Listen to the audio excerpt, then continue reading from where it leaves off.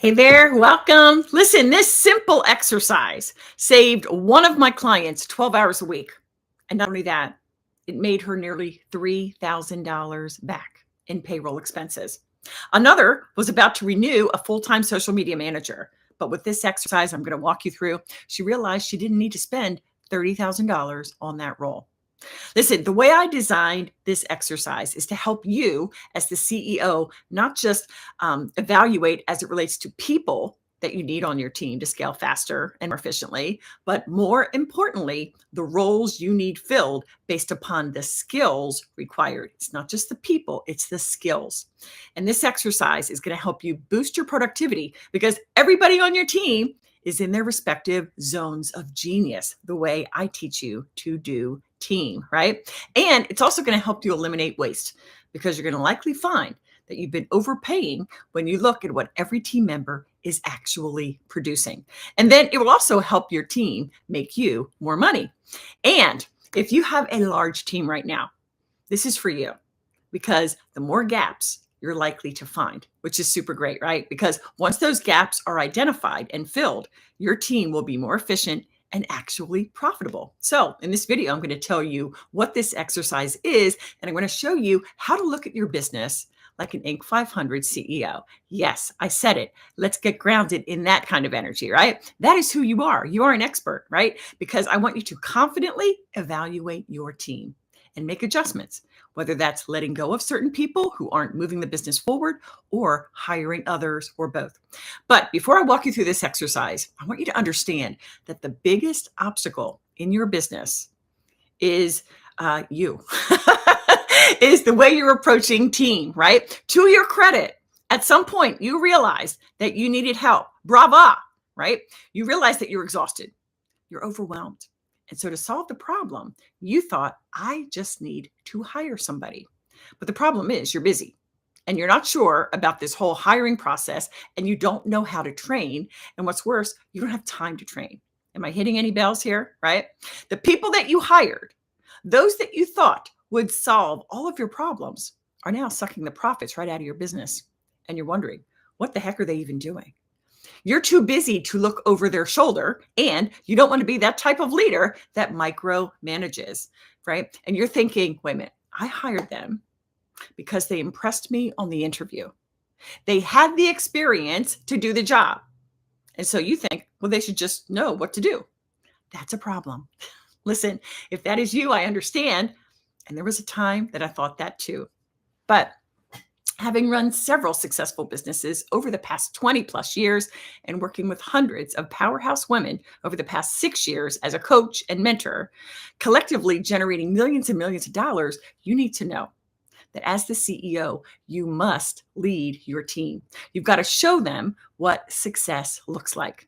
And proactively and regularly, you've got to manage their progress to ensure that every team member, either directly or indirectly, drives revenue into the business. Did you catch what I just said? Because this is super important. So please hear me. Your team should not be costing you money.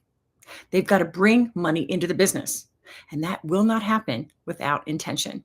And that's going to be the topic about hiring with intentionality and making sure that your team is profitable. That's going to be a topic for another video. But today we're talking about making sure that your team is as productive as possible. Now, if you've had a team for a while, you need to know that you are especially susceptible to inefficiencies. Why is that? Well, because the longer your team members have been with you, the more you all start to do things like, well, we're just doing it this way because it's how we've always done it. And then when we get in that mindset, kind of that rote, well, this is how it's always been done, our efficiencies go way down and you're getting less and less bang for your buck. So we need to stop the cycle of you and everybody on your team just being busy. And instead, we have to focus on productivity. So today, I want to share with you this exercise that's going to allow you to take that all-important 30,000-foot view of your business so you can evaluate your current team. Or if you're still running your business as a solopreneur, right, you're going to learn how to evaluate your business so you can confidently identify the roles you need to fill in order to 5x productivity. Because When you do that, that's going to significantly increase your profits. All right. I want to take you through this exercise called the Dream Team Protocol. When you complete this powerful exercise, you're going to know who your next hire should be, and you're going to get clarity around how to optimize the team you already have. So are you ready? Are you excited? Let's go. First, you're going to evaluate the tasks that are still on your plate, because I bet you are doing things that as the CEO, you should not be doing. And I don't care if you're a solopreneur or a team of 10, okay? You are wearing too many hats. I have no doubt you're doing too much. Okay. So first, you're going to brain dump an exhaustive list of everything you're currently doing in your business. Now, when I take my mastermind clients through this, they do a week-long time audit beforehand, because we want to be sure to capture every single thing you're doing. It's so easy to do something and you forget about it because you're like, oh, well, that just took a minute. That was no big deal. And then another, and then another. And only when you take the time to slow down, write that down. No matter what level of business you're in, you need to take the time to slow down. And when you do that, and you implement this time audit that I just briefly mentioned, right? You're going to realize that all those no big deal, just took a minute activities add up to 3 hours a week, 5 hours a week, 10 hours a week, and more. So as you brain dump, you're going to brain dump all the things you're doing. And this is, whether you've done the time audit or not, but I just want you to brain dump at least 15 minutes, brain dump everything you're doing. And when you think you're done, you're not. Take another 5 to 10 minutes, because as you sit and think, additional tasks will inevitably come to mind. So I want you to think about what you've done today already. I want you to think about what you've done last week. Okay, whatever. I want you to get specific. Look at your calendar, and maybe that'll jog your memory. I don't want you to miss a thing. Okay, because with this exhaustive brain dump, now that that's done, it's time to identify the tasks that you will delegate.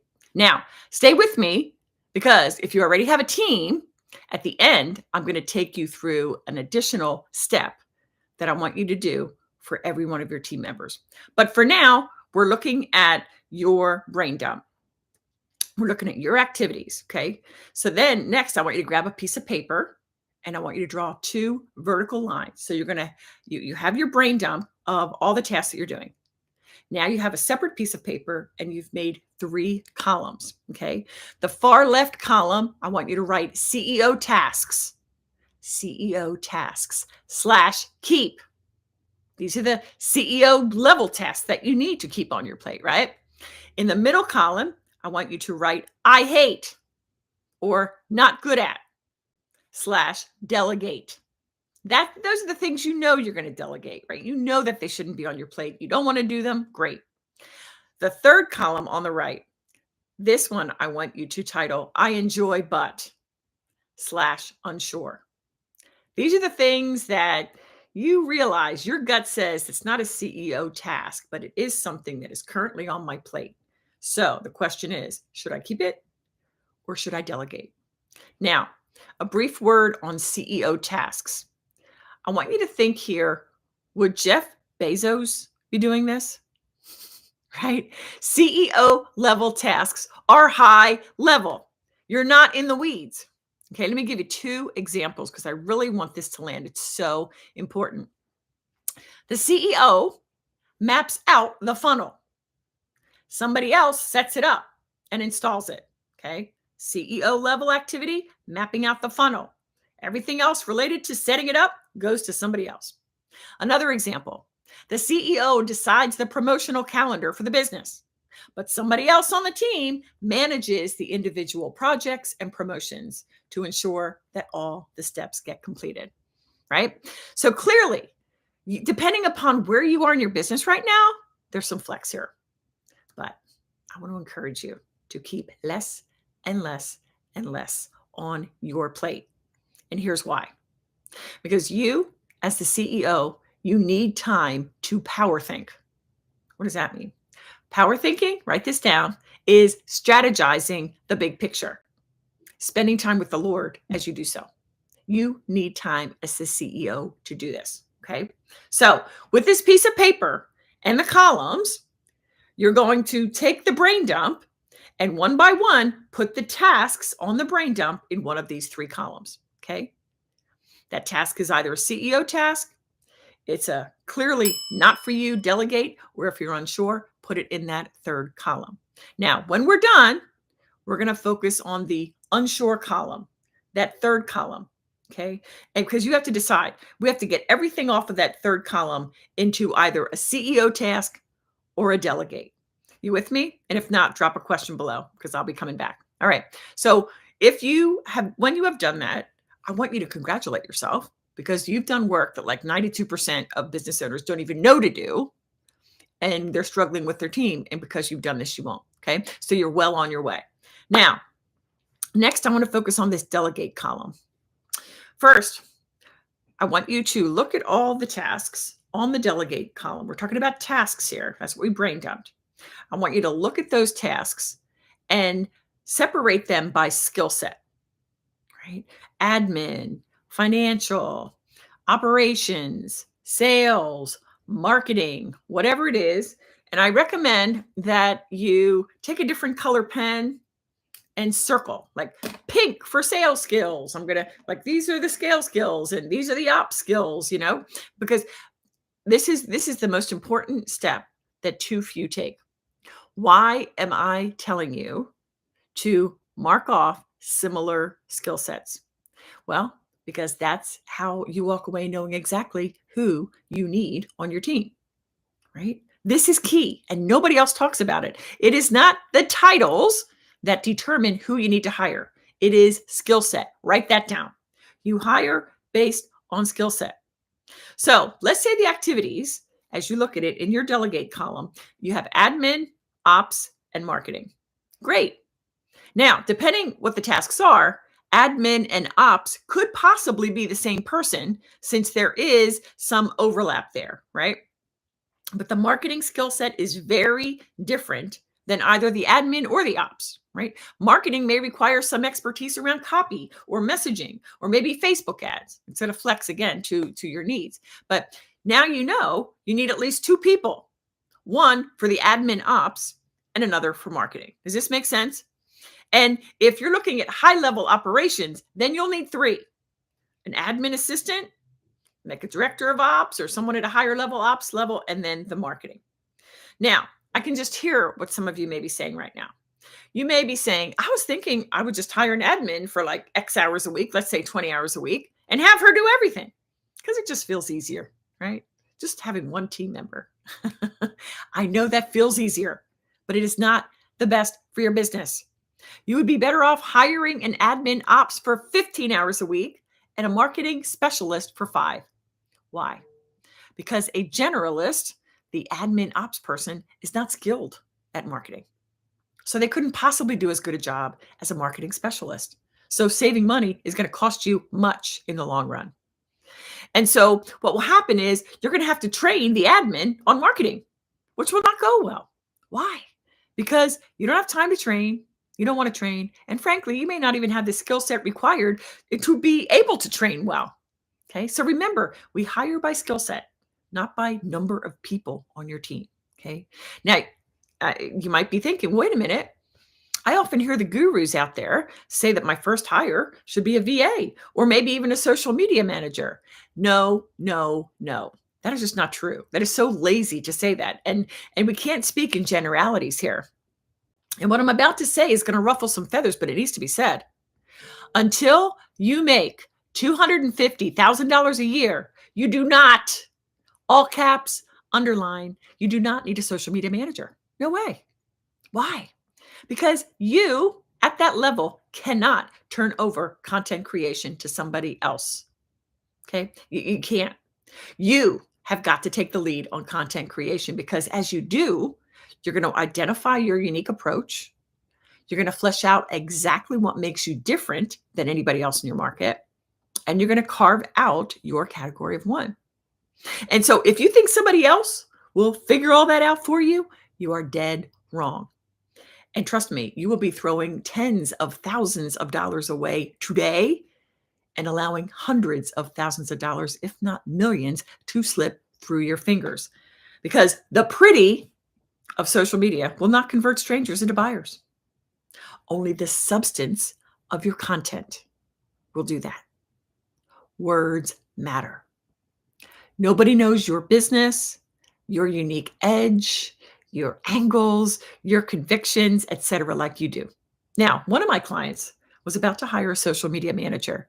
And at that time, she was at the $200,000 level, $200,000 in revenue level. She had been working with a social media manager for a couple of months, 9 months, I believe. And despite having spent $2,500 a month, and despite having a very beautiful feed and gorgeous stories, her engagement was flat, opt-ins were only trickling in, and sales off social were next to nothing. This client had, unintentionally, she didn't realize it, but what she had done is just what I mentioned. She left the messaging and the positioning completely in the hands of her social media manager, whose expertise was not that. Her expertise was on the pretty and on the posting, okay? So the social media manager was not worth $2,500 a month. And so my client let her manager go, and she saved $30,000 the next year. And so what happened is, and you really need to hear this, my client created the content and had her admin assistant take care of posting. They developed SOPs so everything was done efficiently and very cost effectively. And most importantly, because my client was in charge of creating the content, her messaging was speaking directly to her best client. And guess what happened then? More engagement, a lot more people opting in, and signing clients off of social finally happened. So if you have a social media manager, let this be a lesson for you. When is the last time you evaluated what the work of your social media manager actually was producing? All right, now I want to talk to those of you who already have a team. What can you do to make sure you have the right people in the right roles? First, I want to reiterate that I want you to do the same exercise that we talked about early on, evaluating the tasks still on your plate, because as CEOs, we've got to protect our time. Time is our most precious resource. And as you scale, you need to be ever mindful of what you're spending your time on, because as you elevate, your CEO tasks should more and more be shrinking. Why? Because you're going from the doer to the manager, to the leader, to the CEO. Okay. You're no longer a doer. And the higher up that chain you go, the less and less doing you should be doing. Okay. Now let's examine what your team is doing.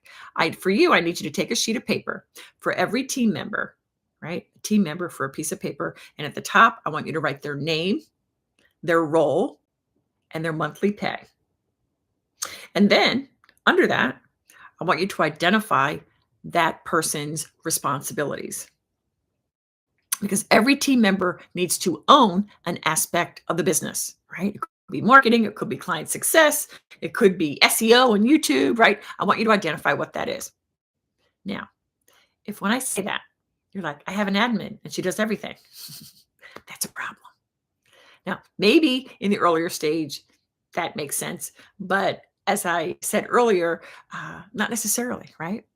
The gurus say start with that admin, but I need you to brain dump all of the things that the admin is responsible for. Is it managing your inbox, client success, doing Canva graphics, video editing, whatever it is? I want you to, just as we did before, group like skill sets. And on this example, client success is a very distinct skill set, very different from video editing. Okay. They're entirely different skill sets. So hear me, you do not want a jack of all trades to manage your client success. No. So, all right. Now, for each team member you have in front of you, the one area of the business she owns. And also under that, maybe the things that she's responsible for. And now here comes the fun part. You're going to confirm that each and every team member is actually driving revenue into the business, either directly or indirectly. Okay. Now you're like, how do you do that? Okay.